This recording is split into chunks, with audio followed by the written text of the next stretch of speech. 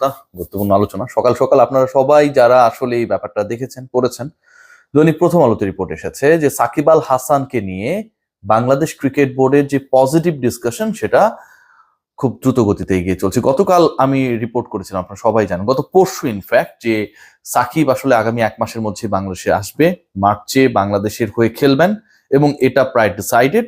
সেই খবরটাই আরো বেশি পোক্ত হয়েছে প্রথম আলোর এই রিপোর্টের পরে। সাকিব আল হাসান কথা বলেছেন, সাকিব আল হাসানের রিটায়ারমেন্ট নিয়ে কথা এসেছে, সাকিব আল হাসানের যে কেসেস গুলো রয়েছে সেই কেসেস গুলো শেষ পর্যন্ত কিভাবে রিজলভ করা হবে সেই ব্যাপার নিয়েও আলোচনা রয়েছে। এবং মার্চে যেই আলোচনাটা আমি করেছিলাম, পাকিস্তানের বিপক্ষে সাকিব আল হাসান বাংলাদেশের জার্সি গায়ে বাংলাদেশের মাটিতে খেলতে নামবেন, সেটাও নির্ধারিত হয়ে গেছে। সেই আলোচনাই করতে চাই, আপডেটস গুলো আপনাদের জানাতে চাই। তার আগে আরেকটু আপডেটেড করতে চাই, সেটা হচ্ছে কুল অ্যান্টিপারস্পিরেন্ট ডিওডোরেন্ট স্টিক আপনার ঘাম কন্ট্রোল করবে 24 আওয়ার্স পর্যন্ত, আন্ডারআর্মকে একদমই ঘাম মুক্ত রাখবে এবং কাপড় দাগ মুক্ত রাখার ক্ষেত্রে একটা বড় রোল প্লে করবে। যা হোক, সাকিবকে নিয়ে আলোচনা করতে চাই।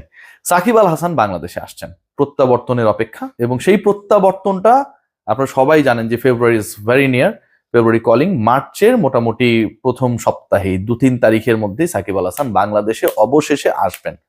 সাকিব আল হাসান যে বাংলাদেশে আসবেন, বাংলাদেশ ক্রিকেট বোর্ড একটু স্ট্যান্ডবাজি করে সাকিবকে নিয়ে যে আলোচনাটা আমি করছি, আপনারা করছেন, সবাই করছে, সেটাকে আসলে মানে কি বলবো, আলোর মুখ দেখানোর চেষ্টা করেছে। যখন বাংলাদেশ ক্রিকেট বোর্ডের নানা কর্মকাণ্ড নিয়ে অনেক ধরনের অসন্তোষ ছিল, বিশ্বকাপে অংশগ্রহণ করা না করা, বাংলাদেশ যুব দলের ব্যর্থতা, বিপিএল এ ফিক্সিং, ঠিক তখন সাকিব আলোচনাটা মার্কেটে ছড়িয়ে দেওয়া হয়ে সাকিব আলোচনা মার্কেটে যখন ছড়িয়ে দেওয়া হয়েছে, ঠিক তখন সাকিব আল হাসানের আসার ব্যাপারে নিশ্চয়ই বাংলাদেশ ক্রিকেট বোর্ডকে একটা পজিটিভ রোল প্লে করতে হবে, এবং সেই ইফেক্টিভ রোলটা এমন হতে হবে যেন সাকিব আল হাসান বাংলাদেশে এসে খেলতে পারেন, সেটার জন্য যেন পরিবেশটা উপযুক্ত হয়।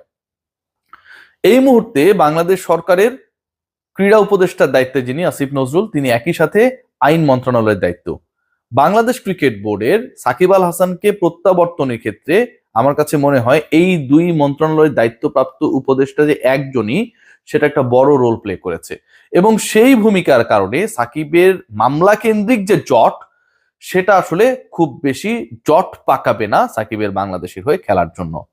পাকিস্তানের বিপক্ষে সাকিব যে খেলবেন, সেই খেলাটাই সাকিব আল হাসানের শেষ খেলা কিনা, এরকম একটা আলোচনাও রয়েছে। বাংলাদেশের হয়ে সাকিব আল হাসান এর আগে বলেছিলেন, সাউথ আফ্রিকার বিপক্ষে নাগপুরে যখন বাংলাদেশ এবং ভারত মুখোমুখি হলো, সাউথ আফ্রিকার বিপক্ষে বাংলাদেশের যে হোম সিরিজটা ছিল আপনারা সবাই জানেন, সেখানটায় মিরপুর থেকে সাকিব আল হাসান রিটায়ারমেন্টের জন্য আবেদন করেছিলেন। সেই সময় সাকিব আল হাসানকে আসতে দেওয়া হয় নাই বাংলাদেশে। সাকিব আল হাসানকে সেই সময় যখন আসতে দেওয়া হয়নি, তখনও সাকিবের বিরুদ্ধে মামলা ছিল, এখনো সাকিবের বিরুদ্ধে সেই মামলাগুলো রয়েছে। ওই সময়ের পরবর্তী সময়ে সাকিবের বিরুদ্ধে আরো অনেক নতুন নতুন অভিযোগ এসেছে, কিন্তু এই মুহূর্তের সাকিব আল হাসান বাংলাদেশ ক্রিকেট বোর্ড, বাংলাদেশের ক্রিকেটের ইমেজের জন্য অনেক বেশি ইম্পর্টেন্ট হয়ে দাঁড়িয়েছে। যে কারণে despite having too many cases, too many arguments, too many issues, Shakib Al হাসানকে বাংলাদেশে ফেরানোটা এখন যেন একটা বড় দায়িত্বের মধ্যে পড়ে গেছে সরকারের একদিক থেকে, আরেক দিক থেকে বাংলাদেশ ক্রিকেট বোর্ডের। সাকিব আসবেন, সাকিব তো খেলতেই চান, সাকিবের তো আর অন্য কোনো চাওয়া নেই। সো সাকিব যখন সেই সুযোগটা পাচ্ছেন, সেই সুযোগ তিনি কাজে লাগাতে চান। বাংলাদেশের হয়ে সাকিব আল হাসান পাকিস্তানের বিপক্ষে যে খেলতে নামবেন, এটাই সাকিব আল হাসানের রিটায়ারমেন্ট না।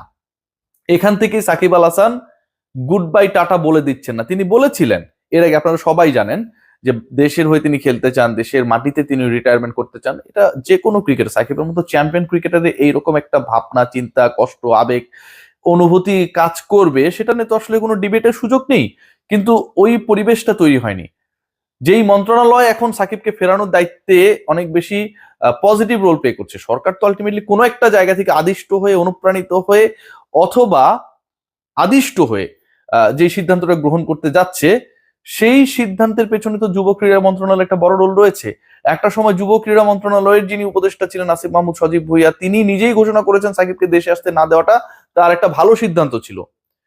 এখন সবচেয়ে স্বস্তিটা তৈরি হয়েছে আসিফ মাহমুদ সজীব ভুঁইয়া, তিনি আর ওই মন্ত্রণালয়ের দায়িত্বে কি বাংলাদেশ সরকারের মধ্যেই তিনি আর নেই। যেহেতু তিনি নেই, সাকিবকে নিয়ে আসার ক্ষেত্রে বাংলাদেশ ক্রিকেট বোর্ডের পূর্বেও যে ইচ্ছা ছিল, আর এখন পরিস্থিতির কারণে যে ইচ্ছাটা আরো বেশি জোরালো হয়েছে, সেই ইচ্ছা বাস্তবায়নটা এখন অনেক ইজি হয়ে গেছে। মার্চের ফার্স্ট উইকে সাকিব আসবেন। বাংলাদেশে যতটুকু জানা যাচ্ছে সাকিব এলে অ্যাটলিস্ট 3 উইকস অবস্থান করবেন, এবং সাকিব আল হাসান বাংলাদেশের হয়ে খেলবেন, বাংলাদেশের জার্সিতে খেলবেন, বাংলাদেশের মাঠে খেলবেন। ইন্টারেস্টিংলি পুরো ঘটনায়, পুরো ডিসিশন মেকিং এর ক্ষেত্রে এমন একটা সিচুয়েশন ক্রিয়েট করার চেষ্টা করা হচ্ছে যেন কোনোভাবেই সাকিবকে কোনো হ্যারাসমেন্টের শিকার হতে না হয়। এবং এই পুরো ব্যাপারটা বাংলাদেশ ক্রিকেট বোর্ড, যুব ক্রীড়া মন্ত্রণালয়, আইন মন্ত্রণালয়, এই যে তিনটা পার্ট রয়েছে, তারা একসাথে একইভাবে বাস্তবায়নের চেষ্টা করছে যে বাংলাদেশে সাকিব আল হাসানের প্রেজেন্সটা যেন কোনো ধরনের ইস্যু ক্রিয়েট না হয়। এখন কথা হচ্ছে যে বর্তমান সরকারের মেয়াদি তো আছে আর কয়েকটা দিন মাত্র, যেহেতু আপনারা জানেন যে জাতীয় নির্বাচন সামনেই রয়েছে। সেই ক্ষেত্রে সাকিবের বিরুদ্ধে যে অভিযোগগুলো রয়েছে, মানে একজন সাকিব আল হাসানকে বাংলাদেশে এসে খেলার জন্য যেই ধরনের মেন্টাল স্পেসটা দিতে হবে, অনেকগুলো মামলা হয়েছে, কিছু মামলা আপনারা সবাই জানেন যে এগুলোর মেরিট নেই আসলে। তো ওই ব্যাপারগুলো, এই মামলা সংক্রান্ত ইস্যুস গুলো তো মাত্র 12-15 দিনের মধ্যে সমাধান করা সম্ভব না। সেক্ষেত্রে কি হবে?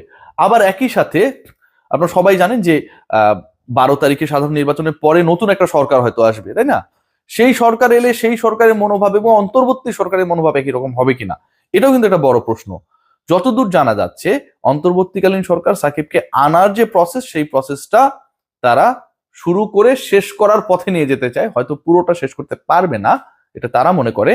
এবং নতুন যে সরকার আসবে, নির্বাচিত গণতান্ত্রিক সরকার যেটা আসবে, সেই সরকার এলে সাকিবের বাংলাদেশে আগমন, বাংলাদেশে প্রত্যাবর্তনের ক্ষেত্রে অন্তত এই মুহূর্তে, আজকে কত তারিখ, আজকে জানুয়ারি 30 তারিখ, এই মুহূর্তে যতটুকু ডিফিকাল্টিস রয়েছে, ধারণা করা হচ্ছে বাংলাদেশ ক্রিকেট বোর্ডের পক্ষ থেকে, বাংলাদেশ ক্রিকেট বোর্ডের ইন্টারনাল ডিসকাশন সেটা উঠে এসেছে যে পলিটিক্যাল গভর্নমেন্ট এলে সাকিব আল হাসানের বাংলাদেশে প্রত্যাবর্তন, বাংলাদেশের জার্সিতে খেলা, ক্যারিয়ারকে প্রলম্বিত করা, সেটা তুলনামূলকভাবে অন্তর্বর্তীকালীন সরকারের সময়টায় যতটুকু ডিফিকাল্ট মনে হচ্ছে তার থেকে ইজিয়ার হবে।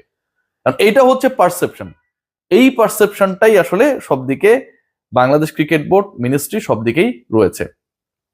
ইম্পর্টেন্ট পয়েন্ট যেটা, সাকিব আল হাসান বাংলাদেশে হয়ে খেলবেন, কতদিন খেলবেন এটা সাকিবই বলতে পারবেন। তবে সাকিব নিজে পাকিস্তানের বিপক্ষে সিরিজকে পাখির চোখ করছেন, তিনিও নিজে প্রিপেয়ার্ড হচ্ছেন পাকিস্তানের বিপক্ষে বাংলাদেশের জার্সিতে, বাংলাদেশের মাঠে নেমে বাংলাদেশের হয়ে আরো একবার বাংলাদেশের প্রাণ সাকিব আল হাসান, বাংলাদেশের জান সাকিব আল হাসান, সেই ব্যাপারটা দেখিয়ে দিতে। এবং এটার জন্য সাকিব তার মতো করে প্রিপারেশন নিচ্ছেন।